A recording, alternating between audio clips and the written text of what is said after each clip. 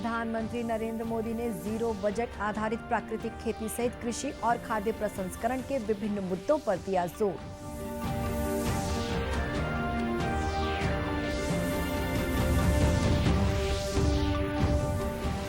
प्रधानमंत्री आज स्वर्णिम विजय मशाल श्रद्धांजलि और स्वागत समारोह में शामिल हुए।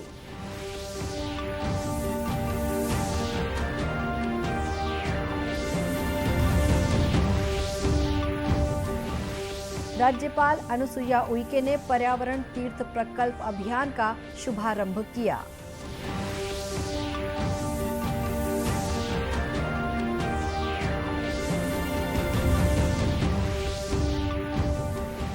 और देश में 135 करोड़ 25 लाख से अधिक कोविड रोधी टीके लगाए गए।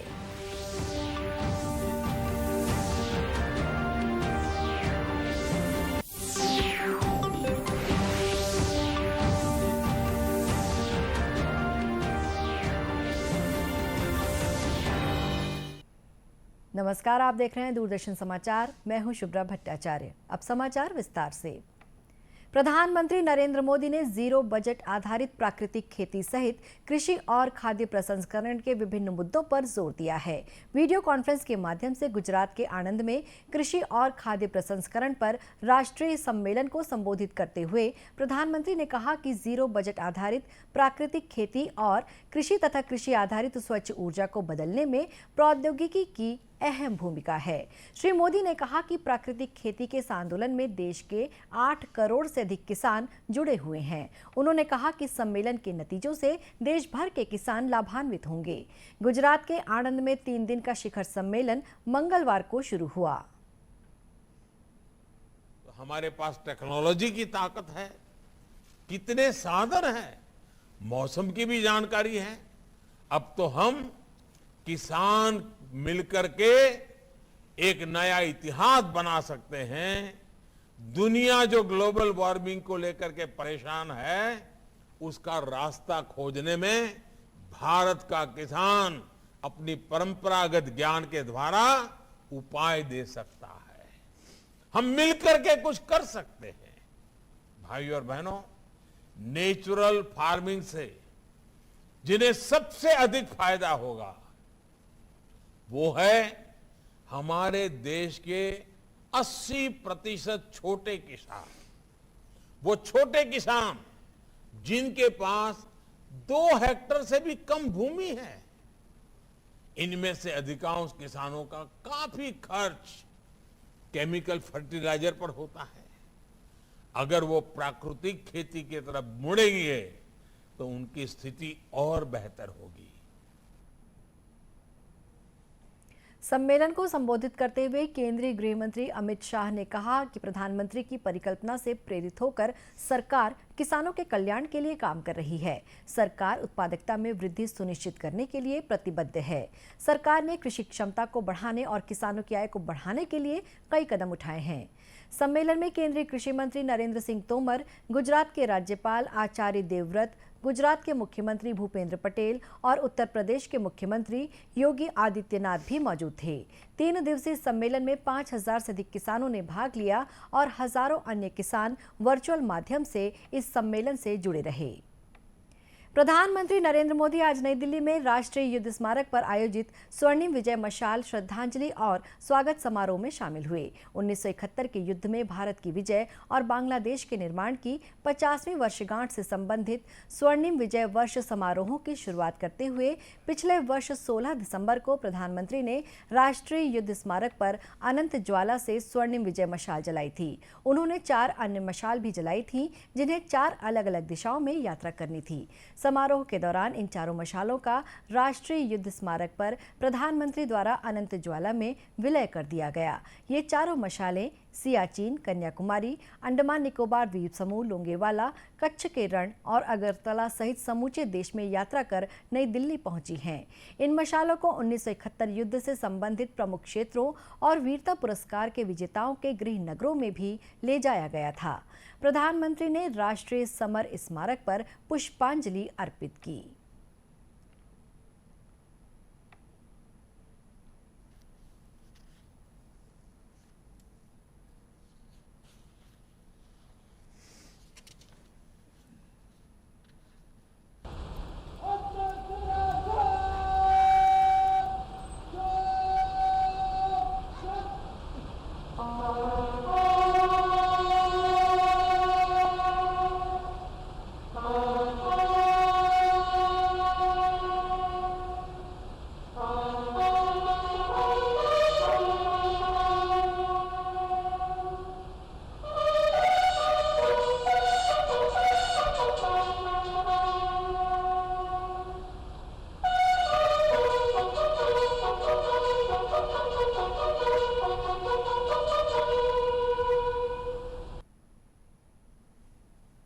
इस अवसर पर रक्षा मंत्री राजनाथ सिंह ने राष्ट्रीय युद्ध स्मारक पर स्मारक डाक टिकट जारी किया। स्वर्णिम विजय दिवस के अवसर पर रक्षा मंत्री ने कहा कि राष्ट्र आज 1971 के युद्ध में अपने सशस्त्र बलों के साहस और बलिदान को याद कर रहा है। श्री सिंह ने कहा कि 1971 का युद्ध भारत के सैन्य इतिहास का स्वर्णिम अध्याय है। उन्होंने कहा कि हमें अपनी सशस्त्र सेनाओं और उनकी उपलब्धियों पर गर्व है।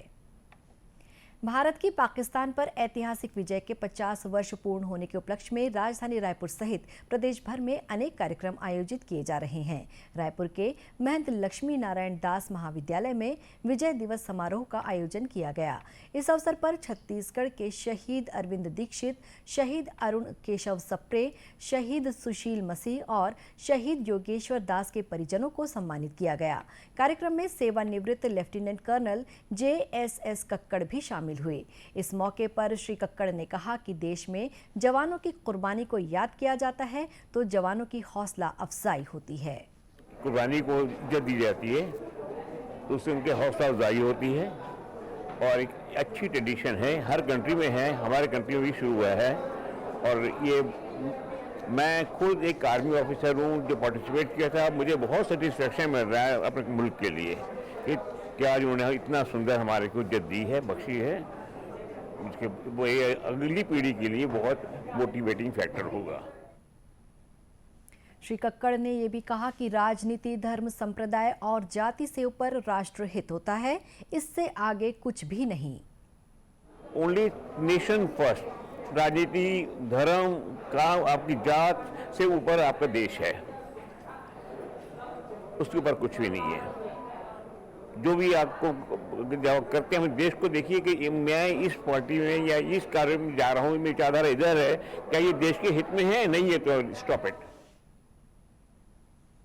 इस अवसर पर युवाओं द्वारा देशभक्तिपूर्ण सांस्कृतिक कार्यक्रमों की भी प्रस्तुति दी गई। कार्यक्रम में पद्मश्री अनुज शर्मा, पाठ्य पुस्तक निगम के अध्यक्ष शैलेश नितिन त्रिवेदी, राज्य योग आयोग के अध्यक्ष ज्ञानेश शर्मा और नगर निगम रायपुर के सभापति प्रमोद दुबे भी मौजूद थे। राज्यपाल अनुसुईया उइके ने पर्यावरण तीर्थ प्रकल्प अभियान का शुभारंभ किया।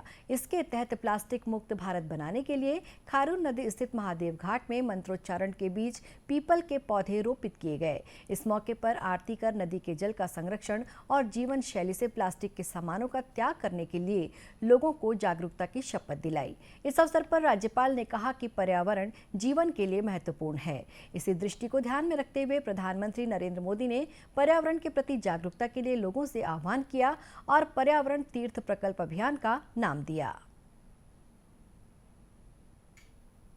कि पर्यावरण जीवन के लिए कितना महत्व है और इसी दृष्टि को ध्यान में रखते हुए माननीय प्रधानमंत्री जी ने लोगों के लिए एक आह्वान भी किया है, लोगों में अवेयरनेस लाने की दृष्टि से, जैसे पर्यावरण तीर्थ इसका प्रकल्प नाम दिया। तो इसी तरह से उन्होंने कहा कि स्वच्छ भारत स्वस्थ भारत का नारा, और आपने देखा होगा कि वो स्वच्छता को लेकर कितने पूरे देश में शायद उनका ही ये अभियान रहा होगा। आज़ादी के बाद आपने देखा होगा कि हर जगह, आज अपने छत्तीसगढ़ का भी देखिए, सेंट्रल गवर्नमेंट ने ये जनता के सहयोग से ही ये इतना बड़ा पुरस्कार हमारे प्रदेश को मिला है, नगर पालिका नगर निगम को स्वच्छता को लेकर। तो निश्चित रूप से उसके साथ साथ आपने एक पर्यावरण तीर्थ प्रकल्प का ये संकल्प लिया है। पर्यावरण तीर्थ प्रकल्प अभियान के तहत उपस्थित लोगों को तुलसी के पौधों का निःशुल्क वितरण किया गया। इस अवसर पर 11 पंडितों की अगुवाई में अन्य अतिथियों के साथ राज्यपाल ने महादेव घाट पर आरती कर नदी के जल, नदियों को संरक्षण एवं संवर्धन का संदेश दिया। इस दौरान राज्यपाल ने शेष नारायण धीवर, तीन बंधु ठाकुर, रचना सिंह, रात्रि लहरी और डिगरीलाल पटेल को तुलसी का पौधा देकर सम्मानित किया। इस अवसर पर भक्तिमय संगीत कार्यक्रम का आयोजन भी किया गया। कार्यक्रम में भाजपा के प्रदेश संगठन मंत्री पवन साय, पूर्व राज्यसभा सांसद गोपाल व्यास, गणेश शंकर मिश्रा और सच्चिदानंद उपासने भी मौजूद थे। देश में कोरोना रोधी टीकाकरण अभियान के तहत 135 करोड़ 25 लाख से अधिक टीके लगाए जा चुके हैं। वहीं देश में कोरोना संक्रमण से स्वस्थ होने की राष्ट्रीय दर 98.38% हो गई है। कुल 3 करोड़ 41 लाख 54 हजार से अधिक लोग स्वस्थ हो चुके हैं। इधर छत्तीसगढ़ में भी कोरोना से बचाव के लिए टीकाकरण अभियान जोर शोर से जारी है। 2 करोड़ 95 लाख 39 हजार से अधिक टीके लगाए गए हैं। इनमें 1 करोड़ 85 लाख 29 हजार से अधिक लोगों को पहला टीका और 1 करोड़ 10 लाख 10 हजार से अधिक लोगों को टीके की दोनों खुराक दी जा चुकी है। इस बीच प्रदेश की पॉजिटिविटी दर 0.13% है। प्रदेश में कल कोरोना संक्रमण के 31 नए मामले सामने आए हैं। 19 जिलों में कोरोना का कोई नया मामला सामने नहीं आया है। प्रदेश में कोरोना मरीजों के स्वस्थ होने और रोज कम संख्या में नए मरीज मिलने के कारण कोरोना के सक्रिय मामले भी तेजी से घट रहे हैं। प्रदेश में होने वाले नगरीय निकाय चुनाव के लिए प्रचार अभियान अपने चरम पर है। प्रदेश के 15 नगरीय निकायों के 370 वार्डों में आम चुनाव और कुछ निकायों के 15 वार्डों में हो रहे उपचुनाव के लिए आगामी 18 दिसंबर की रात 12 बजे चुनाव प्रचार थम जाएगा। इसके पहले रात 10 बजे तक ही लाउड स्पीकर से चुनाव प्रचार की अनुमति रहेगी। इस बीच पार्टी प्रत्याशी के पक्ष में राजनीतिक दलों के वरिष्ठ नेता जनसंपर्क और सभाओं के माध्यम से प्रचार में जुटे हुए हैं। दुर्ग जिले के जामुल नगर पालिका में भी सभा और रैली आयोजित कर प्रत्याशियों के लिए वोट मांगे जा रहे हैं। इसी तरह राजनांदगांव जिले के खैरागढ़ नगर पालिका परिषद आम चुनाव और राजनांदगांव के तुलसीपुर वार्ड के लिए हो रहे उपचुनाव में भी चुनाव प्रचार अभियान जोर शोर से जारी है। वहीं राज्य निर्वाचन आयोग ने शांतिपूर्ण चुनाव संपन्न कराने के लिए अपनी तैयारी पूरी कर ली है। नगरीय निकाय चुनाव में मतदाताओं को पहचान पत्र के रूप में 18 प्रकार के दस्तावेज इस्तेमाल करने की अनुमति दी गई है। इन निकायों में 20 दिसंबर को वोट डाले जाएंगे। केंद्र सरकार इन दिनों आज़ादी का अमृत महोत्सव मना रही है। 75 सप्ताह तक चलने वाले इस कार्यक्रम के दौरान हम आज़ादी के जननायकों से नई पीढ़ी को परिचित करा रहे हैं। आज़ादी के सफर में आज की कड़ी में हम बात करेंगे जाने माने शिक्षाविद उमेश चंद्र दत्ता के बारे में।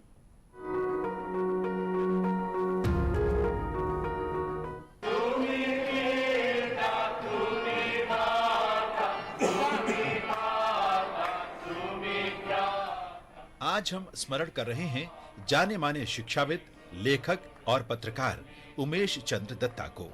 उनका जन्म 16 दिसंबर 1840 को कोलकाता के वर्तमान दक्षिण 24 परगना में हुआ था। वे प्रमुख ब्रह्म समाजी थे जिन्होंने समाज के विभिन्न क्षेत्रों को प्रभावित किया। उमेश चंद्र 1859 में ब्रह्म समाज में शामिल हुए। शीघ्र ही वे केशव चंद्र सेन के निकट आ गए। उन्होंने पश्चिम बंगाल के हरिनवी में ब्रह्म समाज की स्थापना की। जब ब्रह्म समाज 2 भागों में विभाजित हो गया तो उमेश चंद्र केशव चंद्र सेन गुट के सबसे लोकप्रिय कार्यकर्ताओं में से एक हो गए। 1863 में उमेश चंद्र ने ब्रह्म समाज के अन्य युवाओं के साथ बामा बोधनी सभा की स्थापना की। इस सभा का मुख्य उद्देश्य समाज में बामा या महिलाओं को शिक्षित करना और उनका उत्थान करना था। उन्होंने 40 वर्ष तक बामा बोधनी पत्रिका का संपादन किया और ये कार्य 1902 तक लगातार करते रहे। इस समाचार पत्र ने महिलाओं के उद्धार और महिला शिक्षा के प्रसार में महत्वपूर्ण भूमिका निभाई। उमेश चंद्र ने 2 साप्ताहिक, धर्म साधों और भारत संस्कारक का भी संपादन किया। उमेश चंद्र ने कई स्कूलों में शिक्षण भी किया। 1893 में उन्होंने कोलकाता के मानिकतला में मूक बधिर बच्चों के लिए स्कूल खोला। वे कोलकाता में बेथुन कॉलेज की कार्यकारी समिति के सदस्य रहे और कोलकाता यूनिवर्सिटी की सीनेट के सदस्य भी रहे। इस प्रकार उन्होंने इन संस्थानों में महत्वपूर्ण योगदान दिया। उमेश चंद्र ने बेहद साधारण जीवन जिया, इसीलिए लोग उन्हें योगी कहते थे। 1907 में उनका निधन हो गया। महिला उत्थान और शिक्षा के लिए महत्वपूर्ण कार्य करने वाले महान सुधारक को शत शत नमन।